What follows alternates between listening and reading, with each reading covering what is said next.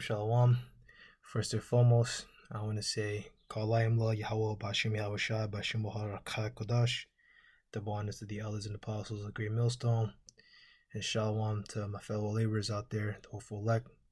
And I want to get into the second part of this Daniel's 7 breakdown history. I decided to go over it because Daniel 7 is like I guess you can say, it has a lot of different points, and a lot of the things that go on in Daniel's tie into other scriptures. And like when we get into the Roman Empire, I'll have to go into Revelation, especially when we get to like the little horn and tying that in, and so on and so forth. It'll help me brush up on a lot of the breakdowns, which is very important. So just to jump right in, we'll go into Daniel's 7th chapter in the 4th verse. The first was like a lion and had eagle's wings. I beheld till the wings thereof were plucked, and was lifted up from the earth, and man stand upon the feet as a man, and the man's heart was given up to it. So when the lion had wings, it represents the Assyrian Empire. And you can also look at that Lamassu. You can look that up on your own. I believe in that video, on my last part about the Syrians, I think that thing was a Lamassu, those big old kind of like winged lions that you saw. That's what that represents. When the wings thereof were plucked, it represents the Babylonian Empire, which took down the Syrian Empire. And I got a source here. This is worldhistory.org, and I read down a little bit to the Neo-Assyrian period, which was when they were starting to get their stuff together. This website says Tiglath-Pileser III was when they started to get it together. The book I have here, the Halley's Bible Handbook, says it was with Ashurbanipal II. Doesn't exactly matter, just roundabout their rulerships is when Syria was meant to be the ruling power upon the earth, the ruling nation upon the earth. Okay, so let's see here. We'll read down here to Ashurbanipal, which he succeeded Esarhaddon. So Ashurbanipal, 685 to 627 BCE, succeeded him as king of the Syrian Empire, and his brother Sammukin was made viceroy in Babylonia. The arrangement failed, as Sammukin did not prove to be popular with the Babylonians who revolted, which, as I mentioned before, the brothers say that a lot of those Babylonians at this point, they were Assyrians. Like the Syrians already basically took over Babylon, and a lot of the Hamites weren't really there. Not to say that there weren't any there, but it was basically like the Syrians that were like in Babylon, After several years of war, because the Babylonians revolted, after several years of war, during which Egypt regained its independence with the help of mercenaries sent by Gyges of Lydia, which is a Japhite, the Babylonian rebellion was put down. Shortly after, which the Japhites were dark-skinned people back then. All right, Esau didn't take it over yet. That'll come later with Alexander the Freak and his merry band of freaks. Shortly after, Elam rebelled, and his capital Susa was razed, and the empire was finally drained of its resources. And Elam is the East Indians in Persia, and Elam they're the same people. They're Elamites. You can see Susa, the capital, which I think Susa is also in like Persia, but they're really just the same people. They're the same exact people. So the Babylonian rebellion was put down. Then Elam rebelled, and then the Syrians were drained of their resources. So this is them in decline. The Scythians and Cimmerians, as in Cimmerians, which are Japhites as well, invaded Assyria from the east and from the north, and when Ashurbanipal died, his empire was close to collapse under external pressure. The Babylonian king Nabopolassar ruled 625 to 605 BC, along with Cyaxares of the Medes, ruled 625 to 585 BCE, finally destroyed Nineveh in 612 BCE, marking the end of the Assyrian Empire. Okay, so this is where you get the fall of Nineveh in 612 BCE, which we're reading about here, the wings being plucked. That is when the fall of Nineveh took place. And let me just go dump that in my King James. I'm pretty sure I got it in the King James. Just have to sign in real quick. And yeah, Yeah, took over in the battle of Nineveh, and I'll just put 612 BC for myself. There we go, 612 BC. So let's get another source that'll help explain a bit more. Because now, when you see here, and it made to stand upon the feet as a man, and man's heart was given unto it. The Babylonians was meant to rule. This is their time to rule. And let's see here. 4 BC kingdoms, which I think this is another way you can say it too. This is enduringword.com. A little later, Daniel 7 and 17, Daniel tells us that these 4 beasts are 4 kingdoms ruling over the earth, which we know. The first kingdom is the Babylonian Empire, represented by a lion and an eagle. This fits in well with the majesty and authority of Nebuchadnezzar in his reign over the empire of Babylon, which is really just a lion with eagle's wings. But it also refers to Nebuchadnezzar as well, because his rulership was a big part of the Neo-Assyrian Empire. So let's go ahead and go here. This is the Halley's Bible Handbook, and we'll start at page 212. And the New Babylonian Empire, sometimes called the Neo-Babylonian Empire, this was the empire that broke the power of Assyria in 612 BC, along with the Medes, and in its westward sweep destroyed Judah and conquered Egypt.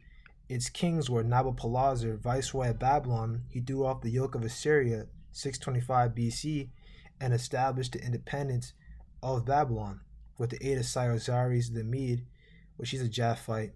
He conquered and destroyed Nineveh, which funny, those Medes, they started to work with the Persians, which we're going to talk about later on.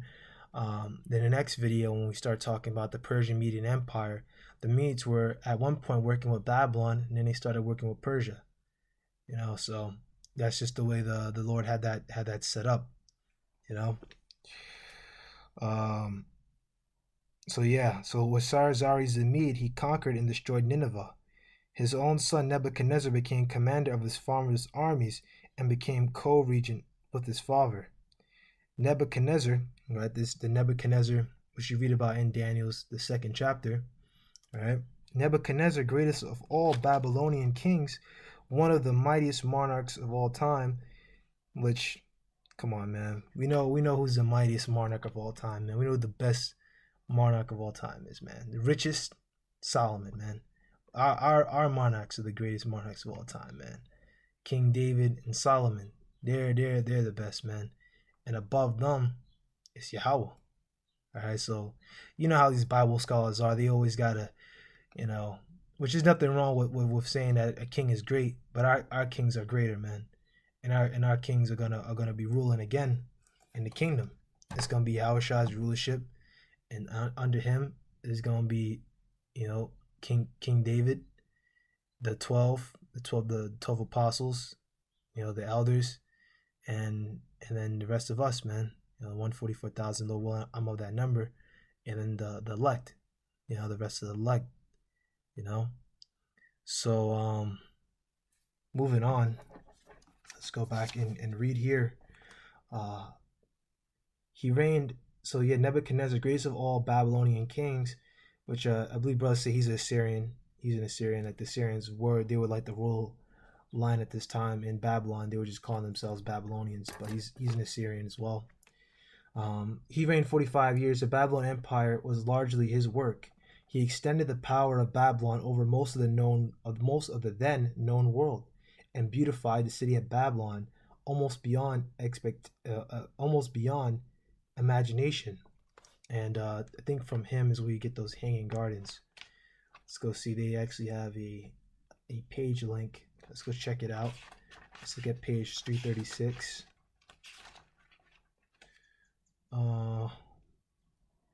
Yeah, you have the Great Temple of Marduk, which I think Marduk is another name for Nimrod, which he was a Hamite. He was an actual Hamite.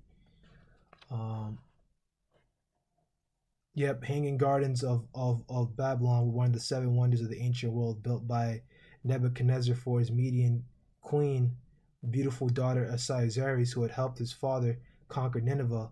On several tiers of arches, one over another, and bearing a solid platform, 400 feet square terraces and top covered with flowers, shrubs, and trees, garden on the roof, water from the reservoir on top, where which water was raised from the river by hydraulic pumps.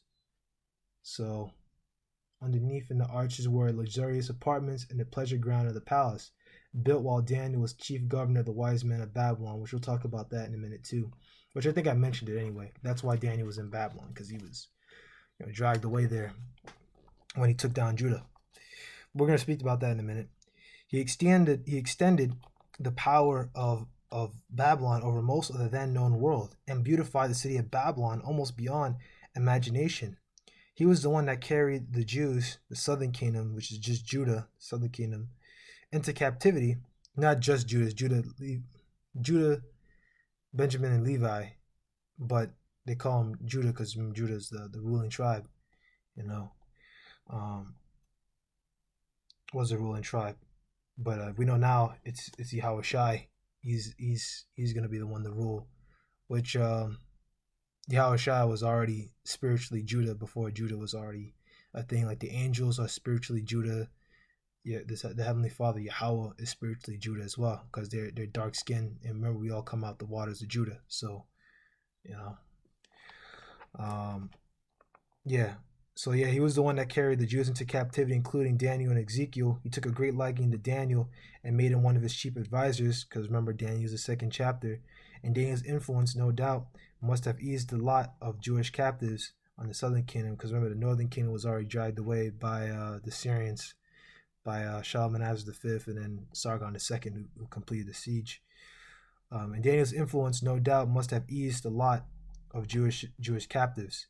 See further on Nebuchadnezzar in Babylon, page 336 to 344, which you don't really got to go super deep into that.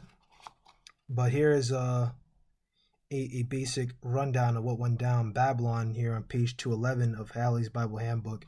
Assyria took Israel away in captivity 734 to 721 BC. Babylon took Judah away in captivity 606 to 586 BC. Assyria was the northern part of the Euphrates Tigris Valley. Babylon was the south part of the Euphrates Tigris Valley. Nineveh was the capital of the Assyrian Empire. Babylon was the capital of the Babylonian Empire. Nineveh and Babylon were 300 miles apart. So that's just a bit of info. And we don't really got to go into the captivity of Judah, but I was thinking I was going to go do it, but nah, that just, you could read about that for yourself, and that's in, let's see, here we go, 2 Kings. I know it's in a lot of places. I'm pretty sure it's also in First Esdras. I believe it's in First Esdras, but you could go check that out. So that seed line of Nebuchadnezzar, you got evil Merodach, Nerigalazer, Nabosh Marduk, Nabonidus, and then then you get the Nabonidus, his son Belshazzar, which was the co-regent. In the last few years of his reign, Babylon fell, which you can read about that in the book of Daniel as well. You had Belshazzar, who was like a co-regent, and his father Nabonidus was the king. And I believe his father Nabonidus was a priest, and he was away.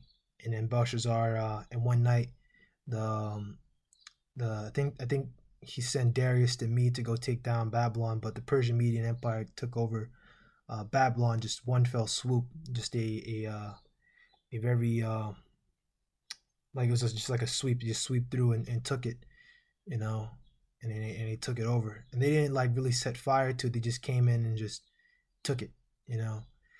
It's written like that in the scriptures, because remember, Babylon wasn't really burnt with fire. When you read the scriptures, that's really referring to America, which America is Babylon the Great, the daughter of Babylon, because America follows Babylon's ways. And it's also a virgin daughter of Babylon, because it's like a virgin's never been popped. America's never been penetrated by another standing military before, but it will be. It will be penetrated by ICBMs, and it will be penetrated by chariots that will come down upon this place to deliver the elect, but also bring death and destruction and chariot laser beams to the wicked, to other nations. And if you're here in America, this is going to be your grave. But if you're in other parts of the world, we're going to enslave you. Dwayah Bashim Yahushai. Oh, If we don't want to kill you, we'll enslave you. You'll be enslaved. We're gonna destroy a lot of you, and then those of you that try to hide away, man, we gonna get you when we get out them chariots, and we gonna put you in slavery when we come down. We're gonna force you to rebuild Israel, and we're gonna live in that land as pertaining to the scriptures. That was basically what I was trying to get at. Um, so yeah, and we're not really gonna talk about Belshazzar because Belshazzar is someone we're gonna talk about in Daniel the 7th chapter and the 5th verse when it talks about the Persian Medes. Um, so yeah, supremacy passed to Persia for the story of the handwriting on the wall and the fall of Babylon. See page 344. The Babylonian Empire lasted 70 years. The 70 years of Judah's captivity was exactly the same 70 years that Babylon ruled the world, which I think Jeremiah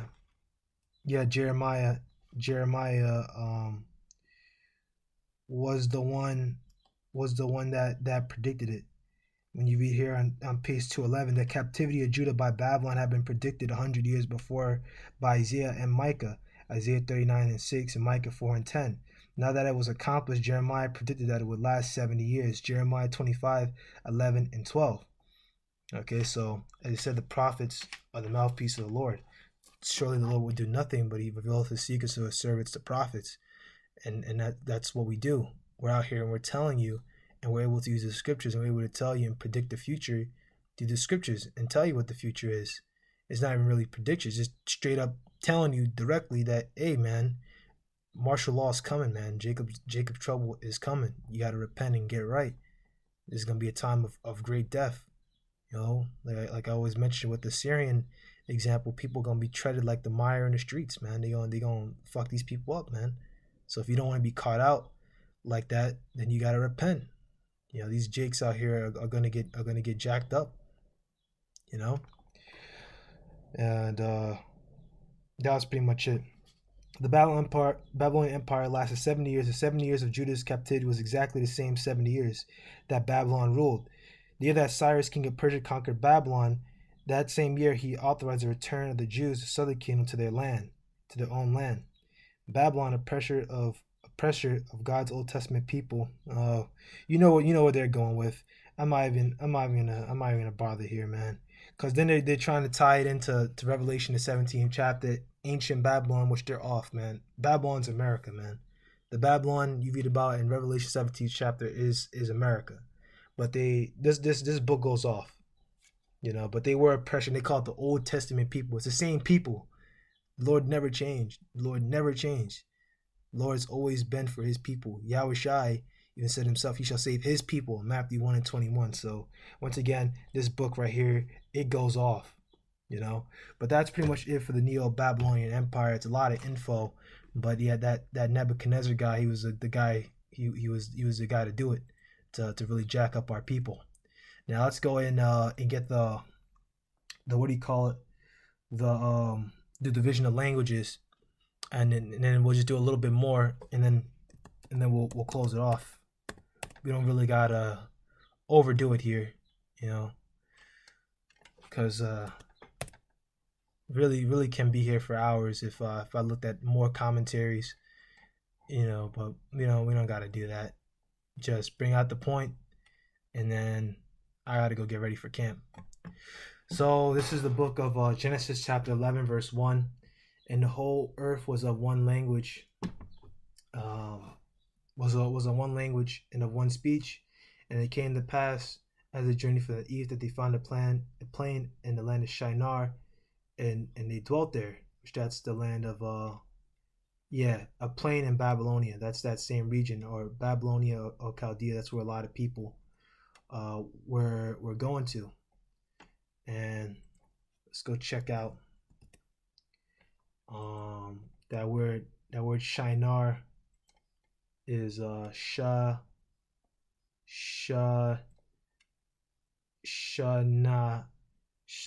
Shinar. It's like, it sounds like they're about the same thing. Shiner. No, it's really just be Shinar. Shinar. Not really the best of the Hebrew, but it sounds about the same. You got the Sha, the Na, the I, and then the Ra. So this should be Shanar, Shanar, Shanar, Shanar, something like that. And dwelt there. They said one to another, "Let us go make brick and burn them thoroughly." And they had brick for stone, and slime they had for mortar. Let's look at slime, asphalt, and bitumen. And let's look at a different translation at the same time while we're reading this. Let's check out NLT. Let's see here what NLT says. So yeah, they had tar for mortar, and that's like what you use for the bricks to like make them stick. So your mortar for bricks. So mortar mix. Okay, it's used for laying bricks. Brick countries, masonry. For brick. Let's see here usage. Let's see what is. Why is mortar used? Mortar is used as a workable paste to bind bricks and other masonry units together. A mortar joint acts as a sealant, bearing pad, the glue that sticks the units together yet keeps them apart, and in this sense performs as a gap filling adhesive. So that's what that's for. Just wanted to get a deeper example on that. And they said, "Go to, let us build us a city and a tower whose top may reach into heaven, and let's make a name lest we be scattered upon the face of the whole earth." And we know that Nimrod was a guy that was heading this, and Nimrod, Nimrod's Obama, believe it or not, which is hilarious. But that's what the elders apostles said to the Spirit, and I believe it, And the Lord came down and see the city and the tower, which the children of men builded. And this is verse 5. And the Lord said, "Behold, the people is one, and they have all one language, and this they begin to do, and now nothing will be restrained from them, which they have imagined to do. Let us go down, and there confound their language, that they may not understand one another's speech." Different dialects of the same language, exactly, because the original language, when it says they were all one language and one speech, that original language was the Hebrew. And that's why Ibar's name was Ibar. That's a nomen omen. Ibar is where you get the word Ibarioth, which means Hebrew. And that means from the past, because the Hebrew language is a language of the past. And that was the language that everyone spoke at one point. The Hamites spoke Hebrew originally. The Japhites spoke Hebrew at one point originally. Okay? The nations that came out of Shem, they spoke Hebrew originally. And then with here, as you're gonna read on, that language was switched up. And as you got here, what I like the way this book says it, Halley's, the Halley says, this is the book of well, it's not book of, this is Halley's Bible Handbook, and this is page 84. And I went here, Tower of Babel, went down to the note. Languages fall into a few large families. Within the family, resemblances are apparent and development can be traced back sometimes for 3,000 years. I don't know about that, but whatever. Between the major groups, Indo-European and Semitic, there is no resemblance. So the Lord really switched up the languages a lot. Indo-European, the Indus Valley, India, Europe, and whatever, the languages are different. The Lord had them, sound different, and had them to the point where there was really no resemblance between them. And that's proof that this actually went down. But all those languages all go back to the original Paleo Hebrew. Okay? So that proves it. This is verse 6. And the Lord said, "Behold, the people is one, and they have one language, all have one language. And this they began to do. And now nothing will be restrained from them, which they have imagined to do." Now this is what we're reading about. This is the first New World Order, which shows that Esau is the wicked, because he knows this. He knows this because he has a place out there, the CERN lab. I think it's actually called Babel. They actually have a building that's based off of the Tower of Babel. Here you go, CERN. So they actually have a thing, a CERN Babel building. They have a building, I think it's either CERN or it's somewhere else. Tower of Babel building. Maybe it's maybe it's the EU building. Um, it's something. It was something I saw, man. Fuck, where is it? Maybe it's in. Yeah, EU Parliament building. The EU. Why is the EU Parliament building modeled after the cursed Tower of Babel? Now the end begins. This is someone's website, but the EU Parliament building is modeled after it, which I don't really know how it really looked like the actual Tower of Babel.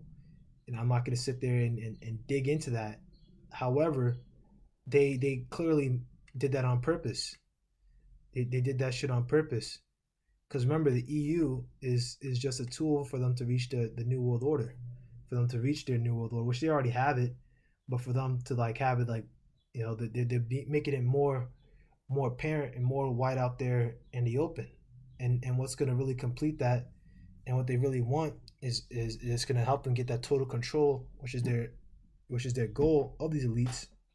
Because remember, NATO and the EU, and America, NATO, and EU, the beast system, they're just an alliance of Edomite nations that are getting together to take down the dark races, and that's all that is.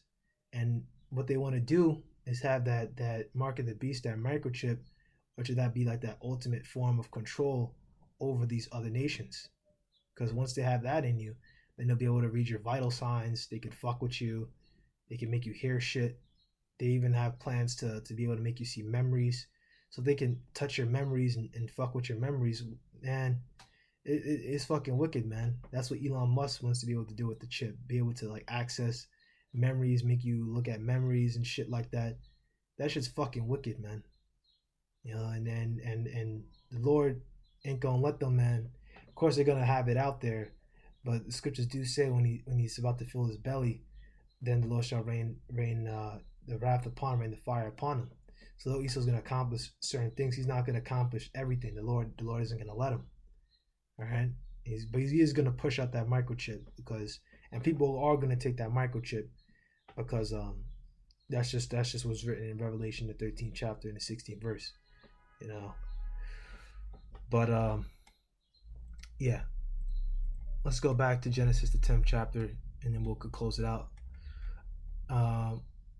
Verse 7, let's go down, confound their language, that they may not speak, that they may not understand one another's speech. So they split them up into different language families and then subfamilies of languages and so on and so forth.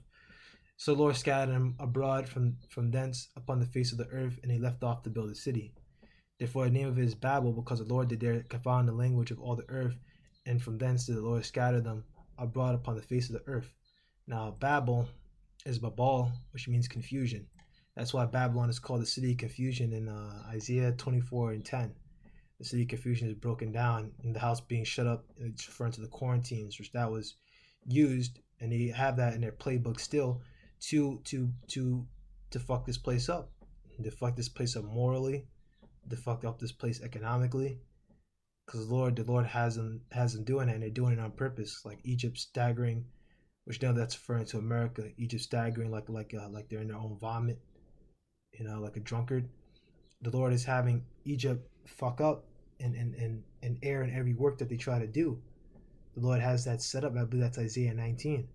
The Lord has that set up like that for a reason, which the elites are having them do it on purpose, because they want to have order ad chaos, so they can bring back and have that mark of the beast come out, and then they can move on from there, setting up their wicked world order.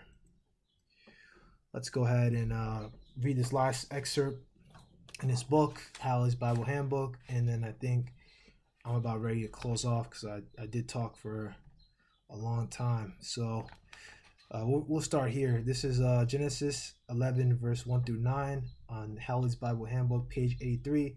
The confusion of tongues occurred in the 4th generation after the flood, about the time of the birth of Peleg. Exactly. And also in the time of Eber, which Eber is the father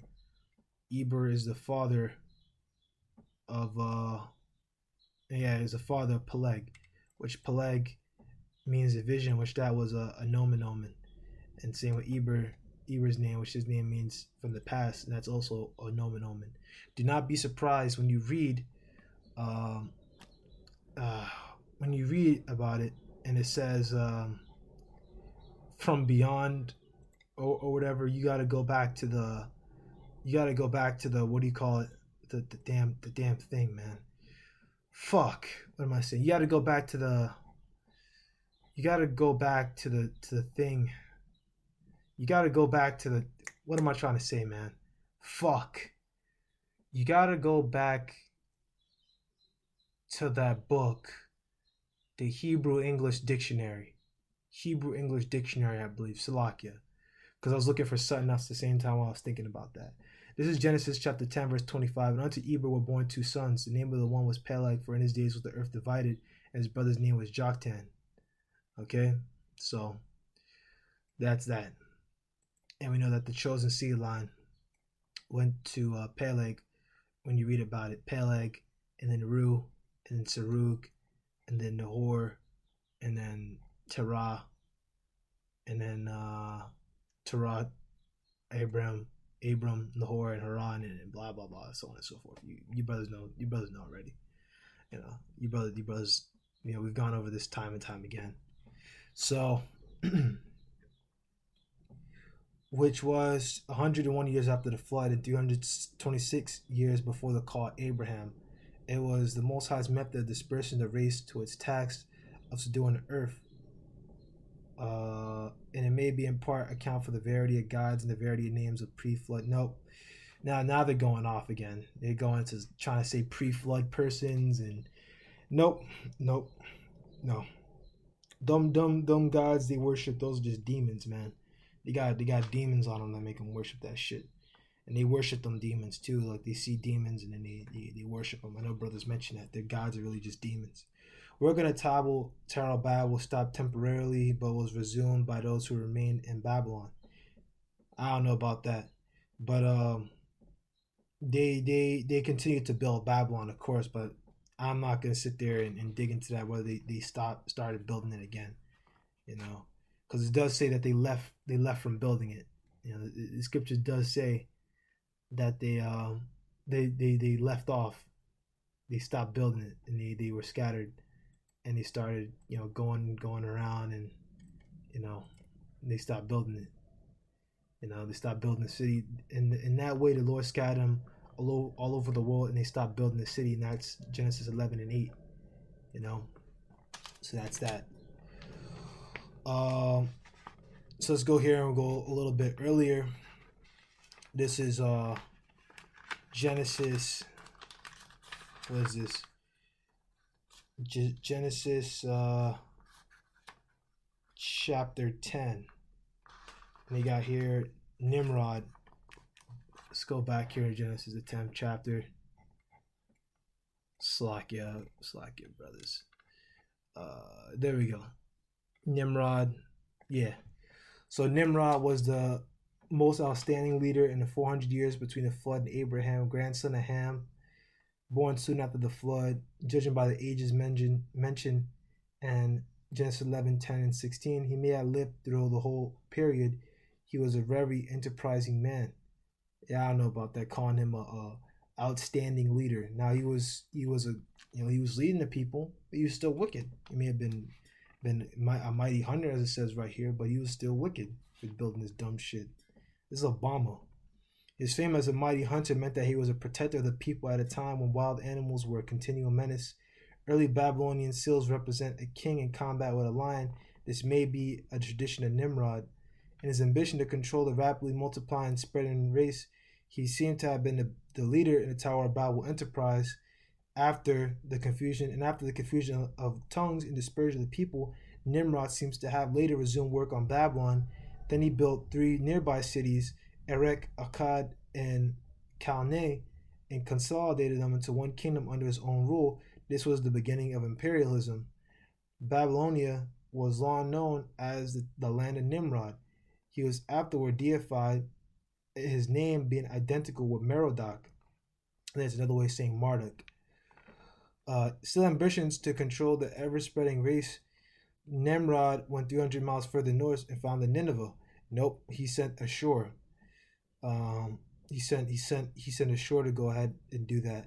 Now maybe he sent guys to help Ashur build Nineveh and switch that capital city out. But at the end of the day, it was they say Babylonian like explorers or Babylonian uh, uh what do you call it? Babylonian colonists went there to found a shore, but it was a shore, man. It was a shore, and maybe he had people there with him, but it was mainly him that set that all up. And it's possible he was under Babylon at that point. You know, he was working under Nimrod. It's possible. Babylonia was long known as the land of Nimrod. He was afterward deified, his name being identical with Merodach.